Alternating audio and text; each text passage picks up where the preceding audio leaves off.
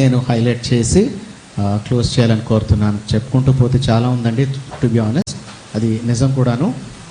అయితే కొన్ని విషయాలు మాత్రం పంచుకుని ముగించడానికి ప్రయత్నిస్తాను. దయచేసి ఓపిక పట్టండి, please bear with me. So Dharmarao గారు, ఆయన మా నాన్నగారు బీఆర్సీలో ఉంటూ అక్కడ జాబ్ చేస్తున్న సమయంలో ఈసీఎల్ ఇక్కడ జన్మించడం జరిగింది. అదే టైంలో డాక్టర్ ఎస్రావు గారితో ఆ టీంలో he was the 19th person of the corporation ఈసీఐఎల్కి.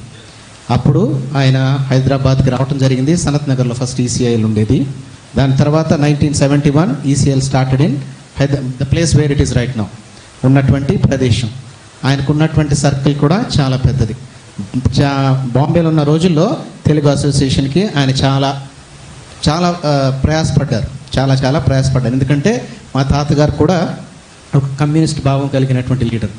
ఆయన ఒక నాయకుడిగా ఉంటూ వచ్చారు బాంబేలో. సో నాన్నగారు మా తాతగారి దగ్గర ఉండటానికి వెళ్ళారు.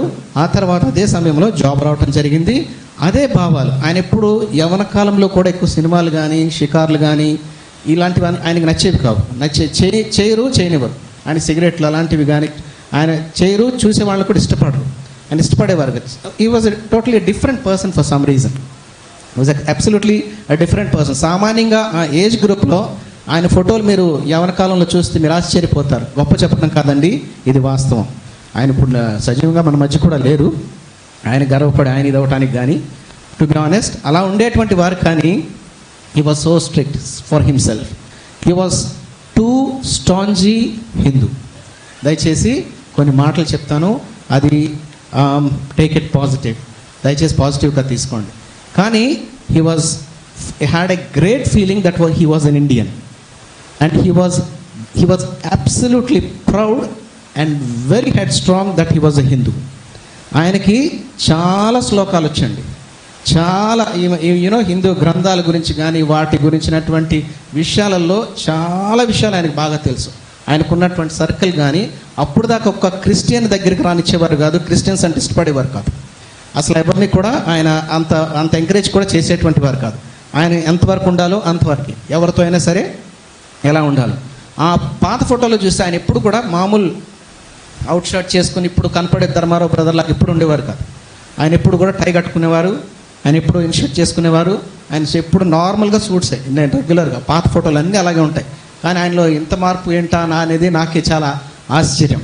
అక్కడ ఉన్నటువంటి సమయంలో కూడా కొన్ని ఆర్గనైజేషన్స్ కూడా ఆయన చైర్మన్గా ఉంటూ వచ్చారు. సర్వమయ కళానికేతనని ఆయన కళలంటే కొన్ని ఇష్టం. కానీ వాటిల్లో కూడా ఎంతవరకు ఉండాలో అంతవరకే ఉండేవారు. అప్పట్లో సినిమా యాక్టర్స్ కానీ చాలామందిని ఆమె ప్రోగ్రామ్స్ కానీ కల్చరల్ ఫంక్షన్స్ కానీ, తర్వాత ఈసీఐలు ఇక్కడికి వచ్చిన తర్వాత కూడా he was all in all. ఒక మాటలో చెప్పాలంటే he was absolutely all in all అన్ని విషయాలలో. అదేవిధంగా ఈసీఎల్ టెనెంట్స్ అసోసియేషన్కి కూడా ఆయన, వెల్ఫేర్ అసోసియేషన్కి కూడా ఆయన ఫస్ట్ ఎలక్టెడ్ సెక్రటరీ. అది కూడా తెలుగు వారి మధ్యలో. అప్పుడు ఈసీఎల్ ఇది కాంపిటీషన్ ఉండే, తెలుగుకిను నాన్ తెలుగుస్కి, మలయాళీస్, తమిళియన్స్, వీళ్ళందరూ, బెంగాలీస్ వీళ్ళందరూ ఉండేవారు. వారందరిలో కూడా ఈయన ఈ విధంగా ఉండేవారు. ఆయన ఫ్రెండ్ సర్కిల్ కూడా చాలామంది ఇండస్ట్రియలిస్ట్ అండి. చాలామంది ఈ విషయాలు మీకు చాలామందికి తెలియదు. అంటే ఇప్పుడు ఎన్నాళ్ళు చూస్తా ఊరికి అలా వచ్చి అలా కూర్చోవటం అలా వెళ్ళిపోవటం చూశారు. కానీ ఆయన he was a very much into, ఇందాక చెప్పారు కదా మోపిదేవి ఆ గుడి ఉండేది, అదే ఆ గుడిలోనే ఈయన ఉండేవారు. ఎవరు చనిపోయారు కదా గాయకుడు ఘంటసాల గారు. ఆయనతో పాటు కచేరీ చేస్తే ఈయన పక్కన కూర్చునేవారు ఆయనతో పాటు. అంతటి అదొక ఏదో ఇదిగా ఫీల్ అయ్యేవారు అన్నమాట. Use to feel so.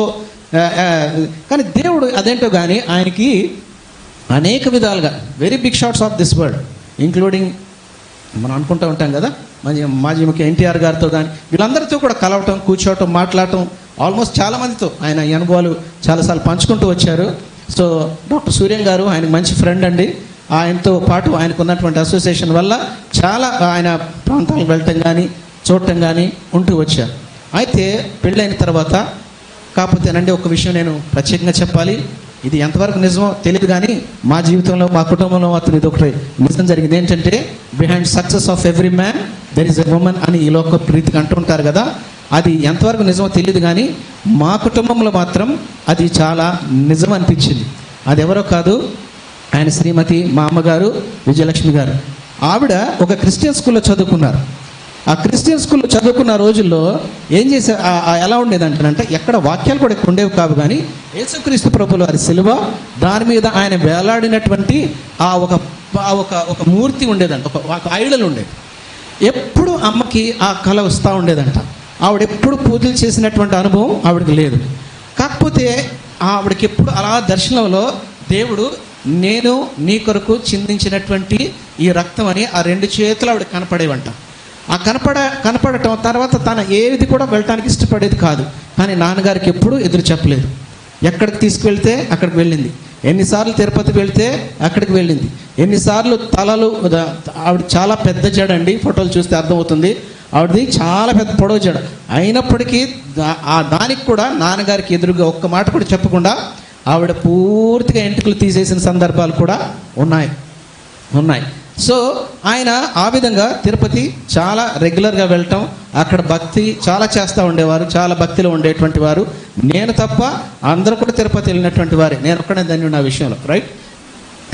So ఆ విధంగా ఉన్న టైంలో ఒకానొక టైంలో ఆయన వాళ్ళ అత్తగారింటికి వెళ్ళటం జరిగింది. అక్కడ ఒక చిన్న విషయం అండి. అక్కడ ఏం జరిగిందంటే మా తాతగారు ఒక దైవజనులకి ఒక స్థలం ఇవ్వటం జరిగింది అక్కడ ప్రార్థనలు చేసుకోవటానికి. అది కూడా ఎలా అంటే ఆయన ఒక ఒరిస్సా బ్రాహ్మణ్, అంటే పూజారి. అయితే ఆయన ఏం చేశారంటే ఆయనకి సువార్త చెప్పమని దేవుడు ప్రేరేపణ ఇస్తే ఆంధ్రాకి వచ్చాడు. ఆయన తెలుగు తెలియదు. ఆయన నిలబడుకొని ఉన్నాడు దారిలో. ఒకరెవరు ఏంటంటే ఆవును తీసుకొని వెళ్తూ ఉన్నారంట, అనారోగ్యంగా ఉంటే. అయితే వాళ్ళు ఏంటమ్మా ఏడుస్తున్నారంటే ఆవు బాగలేదు, నేను ప్రార్థన చేస్తానంటే, అది కూడా సైకిల్తోనే, తెలుగు రాదు కదా, సైకిల్తోనే చేసి ఆయన ప్రార్థన చేస్తానమ్మా అంటే చేయమన్నారంట. ప్రార్థన చేయగానే స్వస్థత దొరికింది. దాని తర్వాత ప్రజలందరూ కూడా కూటం మొదలుపెట్టారు ఏం లేదు ఉందని. అలా ఆయన సువార్త చేసుకుంటూ ఉన్న సందర్భంలో మా తాతగారు ఆయనకి కొంత స్థలం ఇచ్చారు అక్కడ మందిరం నడపడానికి. అయితే అల్లుడు గారు కదా, ఈయన ఇంట్లో ఉన్న సందర్భంలో అందరూ వచ్చి పలకరించడానికి వచ్చేవారట. పలకరించడానికి వచ్చేటప్పుడు ఏం చేసేవారంటే వారందరికి మీరు ఎక్కడికి వెళ్తున్నారు అనేవారండి. వాళ్ళు చర్చికి వెళ్తున్నారు కదా బైబిల్స్ పట్టుకుని, ఆదివారం మన బైబిల్ ఏంటి, చర్చ్ ఏంటి, మీకు అసలు అర్థమవుతుందా, మనం ఏ దేశం, మనం ఏ దేశస్తులం, మన సాంప్రదాయం ఏంటి, మన కుటుంబాలు ఏంటి, మన జీవితాలు ఏంటి, మీకు అసలు తెలుసా అని చాలా అంటూ ఉంటే వాళ్ళు మర్యాదకి ఏం మాట్లాడకుండా వెళ్ళిపోయేవారంట. అయితే ఒకనొక రోజు అనుకున్నారు, నేను ఈరోజు వెళ్ళి ఆ పాస్టర్ గారితో తేల్చుకుంటాను ఏ విషయం అనేది, ఇక్కడ ఆయన ఉండటానికి వీల్లేదు అని ఆయన ఆ సాయంకాలం పూట ఆయన దగ్గరికి వెళ్ళారు, పాస్టర్ గారి దగ్గరికి. ఆయన పేరు సాధు పౌల్ గారు. ఆయన చేసినటువంటి పరిచర్య చాలా ఎక్కువ. అయితే ఆయనతో చాలా వాగ్వివాదానికి దిగారంట. నేను అసలు ఇక్కడ ఉండకుండా చేస్తానని, నువ్వు ఏమనుకుంటున్నావు, ఇక్కడ మత మార్పిడి లాంటి మాటలు చాలా మాట్లాడారంట. మాట్లాడినప్పుడు ఆయన ఏం మాట్లాడలేదంట. ఆ మాట వింటే నాకు చాలా చాలా గుండెలు పగిలిపోయినట్టు అనిపిస్తుంది. ఏం చేస్తారంటేనంట ఒక బైబిల్ తీసి, ఇదిగోండి ఈ బైబిల్ ఇది చదవండి. ఇంకేం చెప్పలేదండి. ఈయన ధాటికి ఈయన మాటకి ఈయన ఎలా మాట్లాడతారు తెలుసు కదా, ఈయన మైక్ కూడా అవసరంలా కదా, ఇక్కడ మాట్లాడితే అక్కడ వినపడుతుంది కదా. ఆ భయానికి ఆయన ఏం చేసినా బైబిల్ తెచ్చుకున్నారండి ఇంటికి. ఎందుకో తెలుసా, చదివి రక్షణ పొందుదామని కాదు, బైబిల్లో తప్పులు పట్టుకుందామన్న ఉద్దేశంతో ఆయన బైబిల్ని తెచ్చుకున్నారు. బైబిల్ని చదివి దాంట్లో తప్పులు పట్టి తిరిగి ఆయనకి తీసుకెళ్ళి నేను చూపించాలి అన్న ఉద్దేశంతో ఆయన బైబిల్ చాలా విశ్వాసంతో చదివారు, చాలా నిష్ఠతో. దయచేసి గమనించండి, ఈ విషయాలు నేను చాలాసార్లు చెప్తూ వచ్చాను. నిజంగా నీవు దేవుణ్ణి వెతికిన ఆ భారంతో, నిజంగా ఆ శ్రద్ధతో మనం కనుక వెతికితే దేవుడు మా నాన్నగారికి దొరికినట్టు తప్పకుండా ఎవరికైనా దొరకగలడు. మా నాన్నగారు లాంటి వారికి దొరికారంటే దేవుడు ఎవరికైనా దొరకగలడు. అయితే ఆయన చదువుతూ వస్తున్న సందర్భంలో ఏం జరుగుతూ వచ్చిందంటేనంట, దేవుని వాక్యం ఆయనలో ఉన్న పొరపాట్లు చూపించడం మొదలుపెట్టిందంట. దేవుని వాక్యం ఆయన ఎక్కడికక్కడ నేను విస్మరిస్తున్నాడు. కాదు, నేనే తప్పు చేయలేదు, అబద్ధం చెప్పలేదు, నేను ఎవరికి అన్యాయం చేయలేదు. ఎంతోమందికి బీఆర్సీలో ఉన్నప్పుడు తెలుగు అంటే చాలు నేను ఉద్యోగం ఇప్పించాను, వాళ్ళ బ్యాక్గ్రౌండ్ ఏంటో నేను ఎప్పుడు చూడలేదు, ఎవరికి నేను చేసినంత సహాయం చేశాను. ఐఎమ్ రైచస్, ఐఎమ్ పర్ఫెక్ట్ అనుకునేవారు. అయితే ఆ సందర్భంలో మాట్లాడుతూ వస్తున్న సందర్భంలో ఆ నిజమైన ప్రార్థన చేయటం ప్రారంభించారు. ప్రభువా, దేవుడా, నువ్వు దేవుడు అయితే నాకు కనపడు, నువ్వు దేవుడు అయితే నాకు కనపడు. నేను పూజించేటువంటి నా దేవుడు నిజమైన దేవుడు అయితే నువ్వు నా ముందుకు వచ్చి నేను దేవుడిని అని చెప్పు, నేను ఒప్పుకుంటాను. లేకపోతే నువ్వు దేవుడు కాదు అన్న దృక్పథంతో వెళ్తూ ఉంది. ఇంట్లో దీపారాధన అవన్నీ జరుగుతూ ఉండేయంట, విగ్రహారాధన. నాకు అయితే ఆ విషయాలు తెలియవు. అయితే మా చిన్నాన్న కూడా అదే టైంలో మా ఇంట్లో ఉండేటువంటి వాడు. ఆయన కూడా పూజలు చేయటం మానేస్తే ఒకానొక రోజు, మీరు నమ్మండి నమ్మకపోండి, ఇది జరిగినటువంటి విషయం చెప్పి తీరాలి.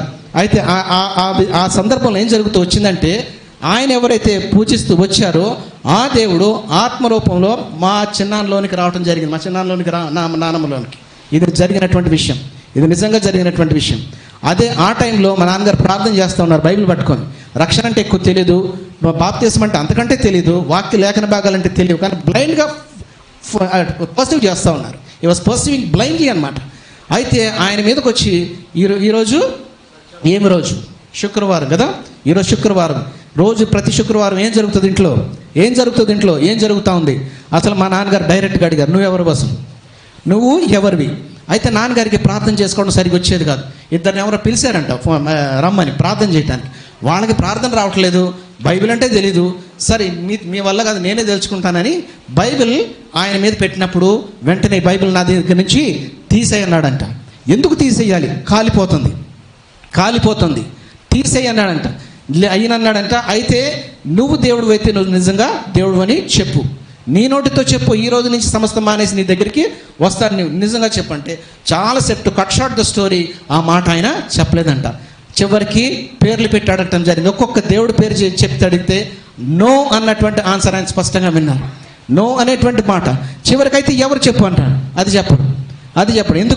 ఎందుకు అని అంటే నేను ఆ పేరు చెప్తే నేను కాలిపోతున్నాను అంటాను. బైబిల్ కూడా తీసేయని. లాస్ట్కి చివరికి ఈయన ఆప్షన్స్ ఇచ్చారు, పలానా వార అంటే యేసుక్రీస్తు ప్రభుల వారే దేవుడు అని ఎవరైతే ఈయన పూజిస్తూ వచ్చారో ఆయన ఒప్పుకోవటం జరిగింది. ఆ క్షణమే ఆయన సమస్తాన్ని మానేసి వెంటనే it was write about turn, వెంటనే వెనక్కి తిరిగి యేసుక్రీస్తు ప్రభుల వారిని సొంత రక్షకుడిగా అంగీకరించినప్పుడు వచ్చిరాని మాటలండి. ఇప్పుడు మనకులాగా అంకుల్ లాగా ట్రైనింగ్ కాదు కదా, సిబిఏ, కన్ఫెస్, బిలీవ్, యాక్సెప్ట్ అనేటువంటి మాటలు కదా. అంకుల్ మనల్ని ఎంత చక్కగా నేర్పించారు కదా. ఈ రోజుకి నేను లండన్లో నిలబడి దేవుని నా మహిమార్థం చెప్తున్నానండి, నాకు ఏ తలంతులు లేవు, ఏ వరాలు లేవు, నిలబడి ఏదో ఒకటి చేయగలుగుతున్నానంటే మా అంకుల్ యాండర్స్ అంకుల్ గారు బట్టేనని నేను చాలా సంతోషంగా చెప్తున్నాను. I'm really humble to say.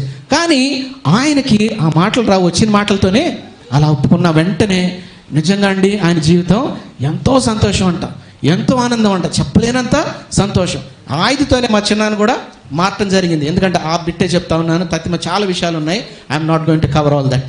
So ఆ విధంగా అనుభవంలోకి వచ్చిన తర్వాత ఆయన ఈ అన్వేషణ తర్వాత ఆ బైబిల్ పట్టుకుని అదే సేవకుడి దగ్గరికి తిరిగి వెళ్ళి నువ్వు చెప్పింది నిజం, నాకు ఇప్పుడు నువ్వు చెప్పలేదు రక్షణ పొందు ఇలా అని, కానీ నేను రక్షణ పొందాను, నాకు నువ్వు బాప్తిస్మం ఇస్తావా, మీరు బాప్తిస్మం ఇస్తారా అని అడిగినప్పుడు అదే సమయంలో నాన్నగారికి, మా చిన్నానికి, మా నాన్నమ్మకి కూడా అదే టైంలో నాన్నగారు సువార్త చెప్పడం జరిగింది. నువ్వు మానే ఇవన్నీ కూడా, యేసుక్రీస్తు ప్రభుల వారే నిజమైన దేవుడు, ఆయనే నిజమైన రక్షకుడు, నువ్వు నమ్ము.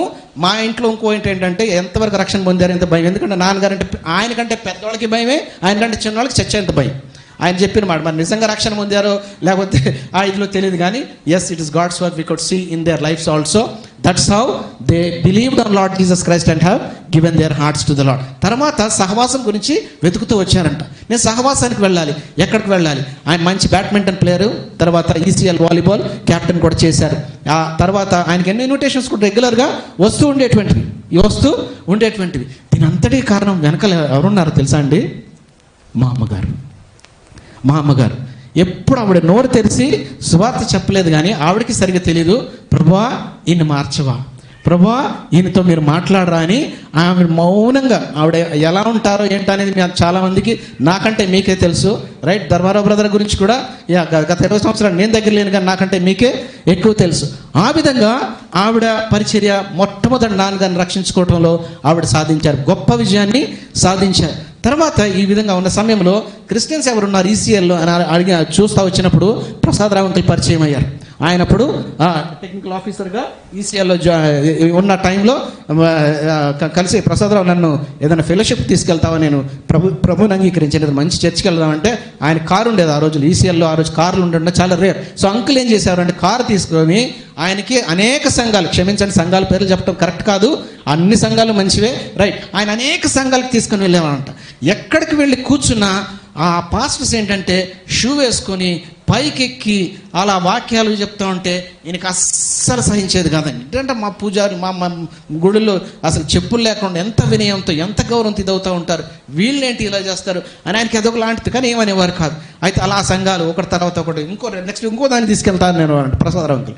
సో ఇంకో అసెంబ్లీ అట్లా వెళ్తూ ఉన్న సమయంలో నాన్నగారు బ్యాడ్మింటన్ ప్లేయర్, బ్యాడ్మింటన్ ఆడుకొని వచ్చారు. సాయంత్రం వచ్చేటప్పటికి అప్పుడే ఫ్రెష్ అవుతూ ఉన్నారు. అప్పుడు బెల్ మోగింది. అప్పుడు డోర్ తీశారు. ఎవరు అంటే చూస్తే వైట్ షర్ట్స్, వైట్ ప్యాంట్స్ వేసుకొని, ట్రౌజర్స్ వేసుకొని 4 బ్రదర్స్ వచ్చారంట. Yes, yeah. సో 4 బ్రదర్స్ వచ్చారు. 4 బ్రదర్స్ వచ్చి మేము హెబ్రోన్ నుంచి వచ్చాం అని చెప్పేసి అన్నారంట. దానికంటే ఒక్క మాట ఐ మిస్డ్ ఇట్ అండి. ఆ ముందు రాత్రి మా నాన్నగారికి పెద్ద బోర్డ్ హెబ్రోన్ అనే కళ ఒకటి వచ్చింది. I miss that, I'm sorry. అంతకంటే ముందే ఆయనకి హెబ్రోన్ అంటే తెలియదు, ఆయనకి ఏమి తెలియదు, ఆ పేరు కూడా అర్థం కాలే. ఏంటంటే హెబ్రోన్ అని వచ్చిందని మర్చిపోయారు దాని గురించి. తర్వాత ఈ సేవకులు వచ్చి మేము హెబ్రోన్ నుంచి వచ్చామండి అనగానే, అరే ఎక్కడ విన్నాను, యా కళ్ళ వచ్చింది కదా, ఐ స్టార్టెడ్ షివరింగ్ అనమాట. అరే దేవుడు ఏం జరుగుతుంది అని. సో వారు లోపలికి రావటం, చాప వేసే ముందే ప్రార్థన చేస్తామండి నేను మాట్లాడి, చాప వేసే ముందే వారు టక్మని మోకరించేయటం, చెప్పులు బయట వదిలి రావటం, మోకరించడం, అది ఆయన చాలా తాకిందండి. ఈరోజు సాయంత్రమే కాలనీలో ఆదిశేష్ అంకుల్ ఇంట్లో మీటింగ్ జరుగుతుంది. అప్పటికే JN uncle was there. JN uncle అప్పటికే ఉన్నారు, అంతకంటే ముందే. సో జేఎన్ అంకుల్తో పాటు అప్పుడే నాన్నగారు వెళ్ళటం, అదే టైంలో ప్రసాదరావు అంకుల్ రావటం. సో ఆ విధంగా అక్కడ సంఘం స్టార్ట్ అవటం జరిగింది ఫుల్ ఫ్లెడ్జ్లో. దేవుని నా మహిమార్థమై దేవుని పరిచర్య అక్కడ ఫుల్ ఫ్లెడ్జ్లో ప్రారంభించడం జరిగింది. మేము కూడా చిన్నపిల్లలుగా ఉండేవాళ్ళం. చాలా అద్భుతంగా ఉండేదండి, చాలా అద్భుతంగా ఉండేది. మా విల్సన్ అంకుల్ ఒక్కడే ఉండేవారు. మా అసెంబ్లీస్లో ఎంతమంది హార్మోనిస్టులు చూస్తారు, కానీ మా అసెంబ్లీలో ఒకే హార్మోనిస్ట్, ఎక్కడికి లేదే మాట చెప్తా. మా విల్సన్ అంకుల్ ఆ ఒక్క పర్ఫెక్షనిస్ట్ అండి. ఆయన ఒక్క మాటలో నేను చెప్పాలంటే, మాకు సండే స్కూల్ ఆయన వచ్చాడంటే సెకండ్ సాంగ్ అందరూ నిలబడాల్సిందే, రైట్? అందరూ నేను ఇంక లేయి అంటాడు, అంతే. లేయి అన్నాడని లేచి ఫస్ట్ పాట పాడే బాగుండేది రా అనుకోండి. సో ఒక్కొక్క అంకుల్స్ గురించి చెప్పమండి, నా అందరి గురించి నాకున్న అనుభవాలు చెప్పగలను. చాలా సంతోషం, I'm privilege to speak about them. అదేవిధంగా మా ప్రొఫెషనల్ కాదు, అమెచ్యూర్ తబ్లిస్ట్ ఉండేవారు ఇంకో uncle, Christopher uncle, right? Yeah. తర్వాత Prasadarao uncle, Wilson uncle, Ratnakumar uncle, తర్వాత Elisha uncle, Christopher uncle, John uncle అయితే ఎలాగో ఆయన ఇల్లు అయితే మొత్తం మందిరానికి ఇచ్చేశారు. ఈ మందిరం కోసం సోఫా సెట్లు, టేబుల్, చైర్స్ కూడా ఆయన ఎప్పుడు కొనుక్కోలేదండి. డైనింగ్ టేబుల్ కూడా ఉండేది కదా ఆ ఇంట్లో. ఆ ఇల్లు అంతా ఖాళీ.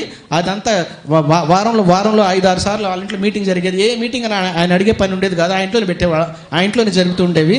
ఆ విధంగా ఉంటూ చాలా స్ట్రిక్ట్గా ఉండేవాళ్ళండి. నాన్నగారు కూడా ఎక్కడికక్కడ. ఒకరోజు మా నాన్నగారు ఎదురుగా కూర్చుంటే కనపడలేనా, ఎలా కూర్చున్నాడు, బయట కూర్చునేవాళ్ళం. మా నాన్నగారు వాళ్ళు లోపల కూర్చుని లైన్గా కూర్చునేవాళ్ళు. అయితే మా నాన్నగారు లేరు కదా అని నేనేదో పక్కన వాళ్ళతో నవ్వటం మొదలుపెట్టాను. ఎందుకంటే ఏదో జోక్స్ చేస్తున్నారు, నవ్వటం మొదలుపెట్టాను. ఢామన్ సౌండ్ వచ్చింది, ఒకటే షాట్, ఒక్కటే దెబ్బ, ఒకటే సౌండ్ అనమాట. ఎవరు కొట్టారో తెలియదు, ఎవరిని కొట్టారో తెలియదు, కానీ నేను తల ఇలా ఉంచుకున్నాను అంతే. ఎందుకంటే నా వెనకాలే కూర్చున్నారు, నాకు ఒక్కడికే తెలిసి, ఇంకెవరికి తెలియదు. ఢామన్ సౌండ్ వచ్చింది అంతే. గట్టిగా కొట్టడం కానీ చేయటంలో, డిసిప్లిన్ చేయటంలో ఏమాత్రం ఇదిగా ఉండేటువంటి వారు కాదు. అయితే ఆయన మాత్రం చాలా, ఇక మందిరం స్టార్ట్ అయిందండి. He left everything. హెబ్రోన్ ఏ రోజైతే స్టార్ట్ చేశారో ఆయన స్పోర్ట్స్ వదిలేశారు, ఫ్రెండ్స్ని వదిలేశారు, ఫ్రెండ్షిప్స్ని వదిలేశారు, అన్నిటిని వదిలేసి ఇంకా మందిరము, బైబిలు, మేము ఎక్కడికి వెళ్తున్నాం, మేము బయటకు వెళ్తున్నాం, మా దగ్గరికి అసలు పట్టించుకునేవాళ్ళు కాదు. ఆయన డే అండ్ నైట్ మందిరం. అదే విధంగా మమ్మల్ని అందరినీ కూడా మందిరానికి తీసుకుని వెళ్ళేవారు. ప్రతిరోజు morning and evening family prayer ఉండేది. చెప్పింది కదా బిడ్డ, ప్రార్థన చేసినప్పుడు పాట పాడితే మొదటి ఇందా పాడేమో ఆల్టర్నేటివ్ వచనాలు, అట్లా కూడా కాదు, అన్ని వచనాలు పాడాల్సిందే. ఫుల్ పాట పాడాలి. మొత్తం వాక్యం చదివి వదిలేస్తారు కాదు, ఆయన కూర్చోబెట్టి మళ్ళీ ఎక్స్ప్లెయిన్ చేసేవాడు.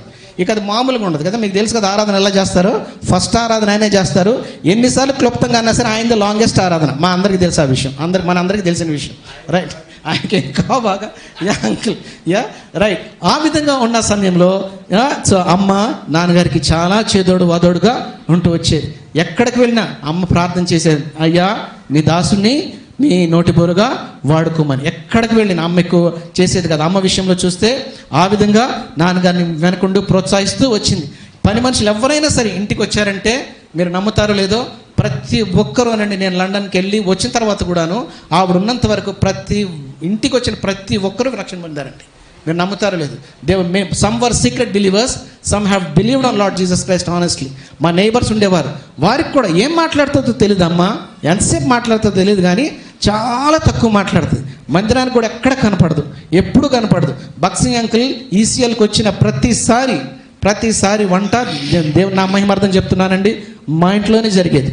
దీనాంటీ, డేజాంటీ, చిత్రాంటీ వీళ్ళందరూ కూడా వచ్చి మా ఇంట్లో, ఎందుకంటే అంత ఇదిగా ఉన్నటువంటి తక్కువ ఉండేటువంటి వారు. అయితే వడ్డించే టైంకి వచ్చేటప్పుడు ఎప్పుడు కనపడేది కాదు. వడ్డించే టైం కానీ అక్కడ ఏది జరుగుతున్న టైంలో కానీ అస్సలు కనపడేది కాదు. అంత అంత అంత షీ వాజ్ సో క్వైట్ అన్నమాట. But I think her reward would be great in heaven for the glory of God I'm telling. ఆ తర్వాత ఆయన పరిచర్యలో సువార్త విషయంలో ఎక్కడ మొహమాటం లేదు, నిర్మోహమాటం. ఆఫీస్లో కాదు, బయట కాదు. అదేవిధంగా చివరిదాకా ఉంటూ వచ్చారు. అంతేకాకుండా ఆయన పాటలు కూడా చాలా గట్టిగా పాడతారు, చాలా బాగా పాడతారు. అంత బాగా మా కుటుంబ పరంగా చూసినా, సంఘపరంగా చూసినా. అంతేకాదు, మీకు తెలియని కొన్ని విషయాలు ఉన్నాయి. ఆయన ట్రాన్స్లేషన్ కూడా చేశారు. వాక్య పరిచర్య, పాటలు, ట్రాన్స్లేషన్. బ్రదర్ స్పడ్డికం అని ఉండేవారు హెబ్రోన్ నుంచి, ఏసీ జాన్ అని ఉండేవారు హెబ్రోన్ నుంచి. వారు వచ్చినప్పుడు వారికి రెగ్యులర్గా నాన్నగారు ట్రాన్స్లేట్ చేస్తూ వచ్చేటువంటి వారు. తర్వాత వాక్య పరిచర్యలో కానీ, తర్వాత చాలామంది నార్మల్గా, క్షమించండి మాట అంటున్నందుకు, ముందు కనపడే వాళ్ళు వెనకాల కనపడరు కదా సహజంగా. పులిపిట్టు ఇదంటే మనకి ఇంకా వేరే పనులు. ఆయన ఈసీఎల్ మందిరం ల్యాండ్ కొన్నప్పుడు కూడా అది without a single penny of కరప్షన్తో కొన్నటువంటి ల్యాండ్ అండి. ఇప్పుడు కొన్నటువంటి హౌస్ ఆఫ్ ప్రేయర్ ఈసీఎల్ మందిరం కొన్నటువంటి సందర్భంలో రైట్. ఆయన ఎలా చేశారు, ఎంత అయింది, ఆయన పెన్నీ టు పెన్నీ ఆ విషయాలు మాకు వివరిస్తూ వచ్చేటువంటి వారు, నాకు ముఖ్యంగా రైట్. ఆ టేపులు కూడా ఎలా కొలిశారు ఏంటి.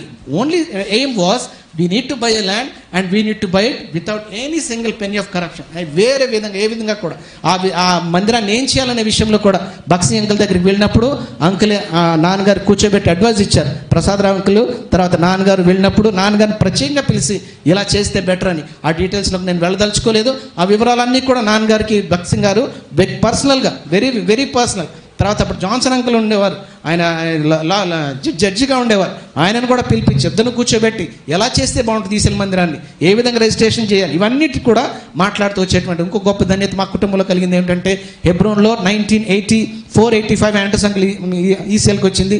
అంతకుముందు ఉన్నటువంటి దైవ సేవకులు అందరూ ఇంచుమించు all brothers have visited our house because of నాన్నగారిని బట్టి. అంతేకాకుండా sisters, every Monday sisters use to come.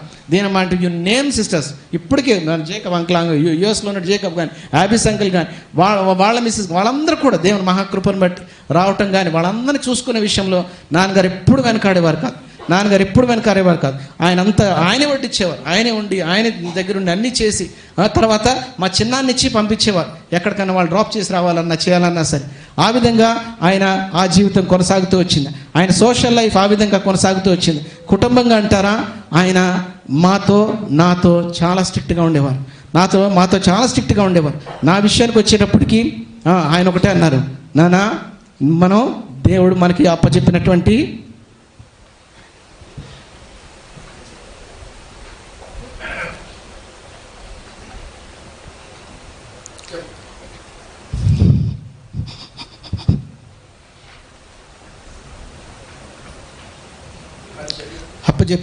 బాధ్యత,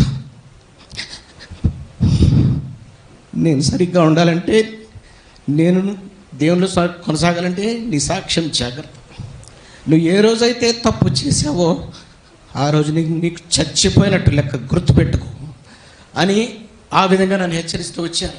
కానీ చిన్నప్పుడే రక్షణ పొందాను. సండే స్కూల్లోనే, నాకే తిరుపతి గుండ్లు ఏవి నాకు తెలియదు, మధ్యలోనే చిన్నతనంలోనే రక్షణ పొందాను. అయితే ఒకనొక టైంలో నేను టెంప్టేషన్లో పడ్డాను. I was very young at that time. I was hardly studying 7th class. స్కూల్లో సినిమాల గురించి మాట్లాడుతూ ఉండేవారు. నాన్నగారు ఫ్రెండ్స్ తెలుసు కదా, రామారావు అంకుల్, వాళ్ళు థియేటర్ కూడా కన్స్ట్రక్ట్ చేశారు.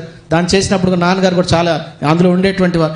ఆ టైంలో ఏం జరుగుతూ వచ్చిందంటే, సినిమాల గురించి మాట్లాడుతూ నాకు శోధన కలిగింది. నేను కూడా సినిమా చూస్తే ఎలా ఉంటుంది, సినిమా అంటే ఎలా ఉంటుంది. దాని కొరకు నేను ఒకనొకరు తీర్మానించుకుని నేను కూడా వెళ్దామా అని. దాని కొరకు వెళ్ళటానికి I stole money from my house and went. అయితే అదే రోజు నేను సండే స్కూల్కి ట్యూషన్కి వెళ్ళటం బంక్ చేశాను. సో నాన్నగారు అదే రోజు నన్ను పిక్ చేసుకోవటానికి నేను లేను. తర్వాత ఇంటికి వచ్చి చూస్తే ఎక్కడికి వెళ్ళామన్నారు. అబద్ధం చెప్పాను. లాస్ట్కి ఆయన కంట్లో చూసి చెప్పలేక ఉన్నదంతా నిజం చెప్పేశాను.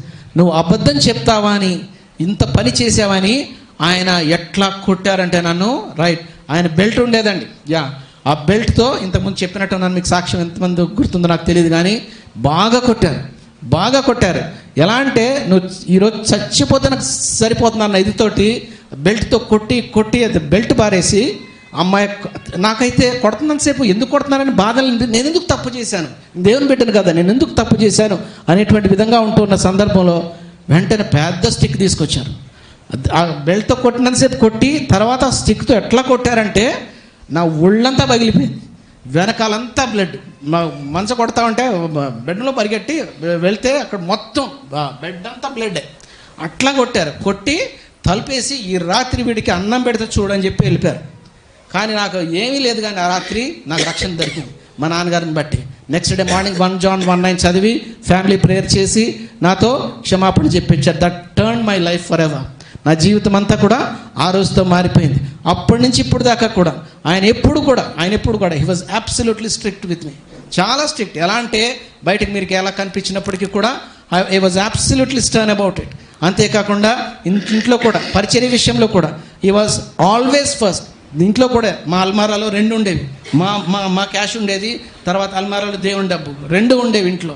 కానీ ఏ రోజు కూడా మీరే సాక్షులు, నాకంటే ఆ విషయంలో మీరే ఎక్కువ చెప్పగలరు. అర్ధరాత్రి అడిగిన లేపినా సరే ఆయన లెక్కలతో సహా పర్ఫెక్ట్గా చెప్పేవారు, విత్ పెన్నీస్తో సహా చెప్పినటువంటి. మందిరం పని అంటే ఆయనకి ప్రాణం. అప్పుడు దాకా 84లో వరకు అన్న దైవ సేవకులతో పనిచేసిన తర్వాత హ్యాండ్ సంఖ్యలతో పనిచేయటం నాన్నగారు జరిగింది. ఆ సమయంలో కూడా మందిరానికి కొనాలంటే తన సొంత దానికి టైం స్పెండ్ చేస్తారో లేదో కానీ మందిరం అంటే ప్రాణం పెట్టేవారు. ఆయన చివరిదాకా ఆయన కోరిక ఒకటే, నేను ఆరాధన జరుగుతూ ఉండాలి, ఆరాధన పాటలు జరుగుతూ ఉండాలి, ఆ పాటల మధ్యలో నేను నా దేవుడి దగ్గరికి వెళ్ళిపోవాలి, నా సంఘమే నాకు they are everything for me, నా సంఘస్థులను నన్ను తీసుకొని వెళ్ళి భూస్థాపన. That was his always his dream. అందుకే అదేవిధంగా ఎక్కడికి విశ్వార్త చెప్పడానికి వెళ్ళినా, ఎక్కడికి ఆయన ఇదికి వెళ్ళినా సరే నిర్మోహమాటంగా. అయితే ఆ జరిగిన సందర్భంలో ఏం జరిగిందో తెలుసా? నేను చేసిన తప్పుకి నాన్నగారు వెంటనే మందిరానికి వెళ్ళి నా కొడుకు తప్పు చేశాడు, నా కొడుకు దొంగతనం చేశాడు, నా కొడుకు సినిమా థియేటర్కి వెళ్ళి సినిమా చూశాడని ఆ రోజు చెప్పారు. I'm not going to take any of these responsibilities, please for give me అని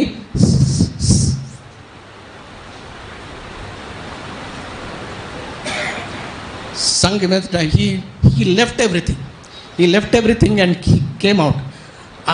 అంత రోషం ఆయన సీక్రెట్గా ఏం చేసినా ఆ రోజుల్లో టీవీ చూస్తే పాపం, టీవీ యాంటీనా ఉంటే పాపం. ఇప్పుడు అంకుల్ అంటారు మీ ఇంట్లో ఎన్ని టీవీలు ఉన్నాయని, అది వేరే విషయం. కానీ ఇప్పుడు జ్ఞానం వచ్చింది, ఏది చూడాలి ఏది చూడకూడదని. ఆ రోజుల్లో ఏమో అది ఎలా ఉండేది. సో అలా ఉంటూ దేవుని కృపను బట్టి మా ముగ్గురిని కూడా అదే డిసిప్లిన్లో అదే భయభక్తులతో పెంచుతూ వచ్చారు.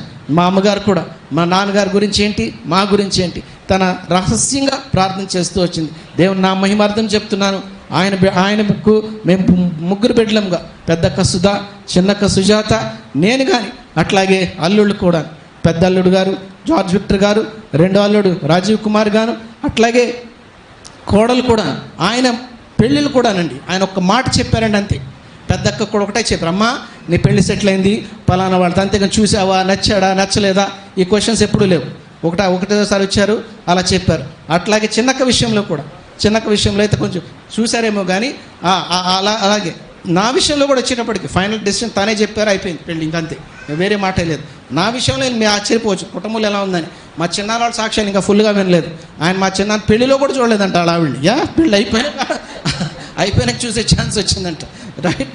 ఆ విధంగా దేవుడు కృపను బట్టి మా నాన్నగారిని ఆ విధంగా దేవుడు ముందుకు నడిపిస్తూ వచ్చారు. ఎక్కడికి వెళ్ళినా సరే స్ట్రైట్గా చెప్పేవాళ్ళు. ఒకరోజు డాక్టర్ దగ్గరికి వెళ్ళినప్పుడు టెస్ట్ మని చెప్తాను అంటే ఆయన అనుకున్నాడు మా నాన్నగారిని ఇంప్రెస్ చేద్దామని ఏదో చెప్పాడు. I started doing this and that and he స్ట్రైట్గా said if you don't mind, if you do this you will probably go to hell. Believe on Lord Jesus Christ, he is the only true God, he can only give you eternal life. అంత ధైర్యంగా చెప్పగలిగి నిలబడినటువంటి నాన్నగారి గురించి మాట్లాడటానికి నేను మాత్రం ఏ పాటి వాడిని కాదండి. మీ మధ్య పెరిగారు, మీ మధ్య ఉన్నారు, మీకు సేవ చేశారు.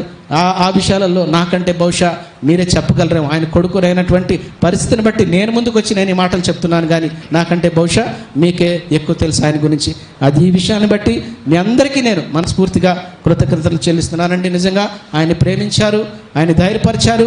అమ్మగారు కూడా పరలోకానికి వెళ్ళినప్పుడు సంఘం నా కొరకు నిలబడింది, సంఘం ప్రార్థన చేసింది, ప్రోత్సహించింది.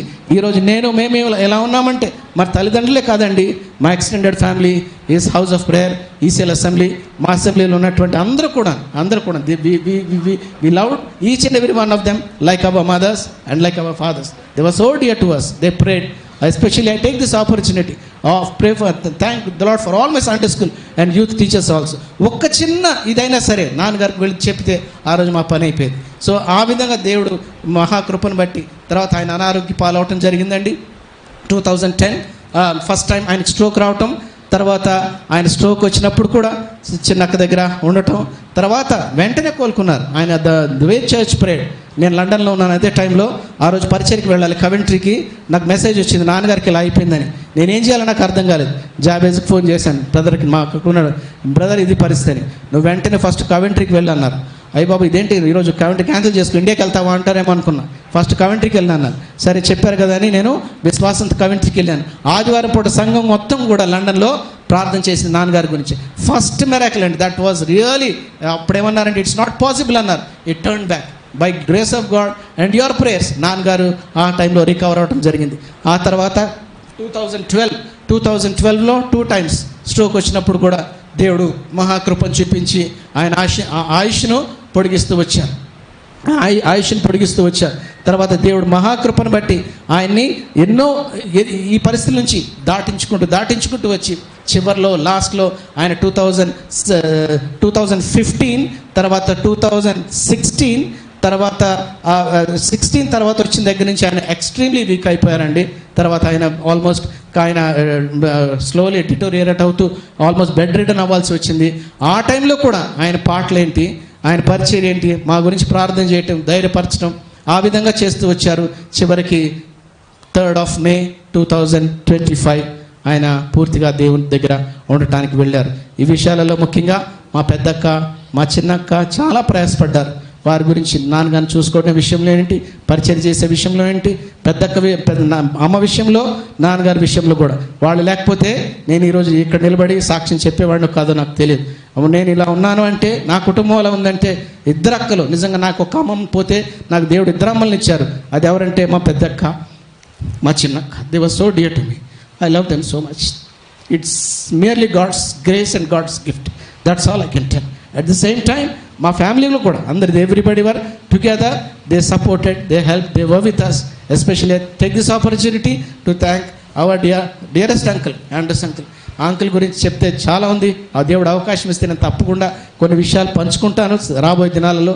అమ్మ విషయంలో ఏంటి, నాన్నగారి విషయంలో ఏంటి, మా విషయంలోనేంటి, అన్నిట్లోనూ కూడా మా బాప్తిసాలు, మా ఆత్మీయ ఎదుగుదల, మా వివాహాలు అందరివి కూడా జరిగినాయి అంటే అంకుల్ని బట్టి, సంఘాన్ని బట్టి. Whatever we are today, it's all because of God's grace and humble service of all God servants in Hebron and also my dear uncle and uncle. ఈ కొద్ది మాటలతో నేను సాక్ష్యం ముగించాలని కోరుతున్నానండి.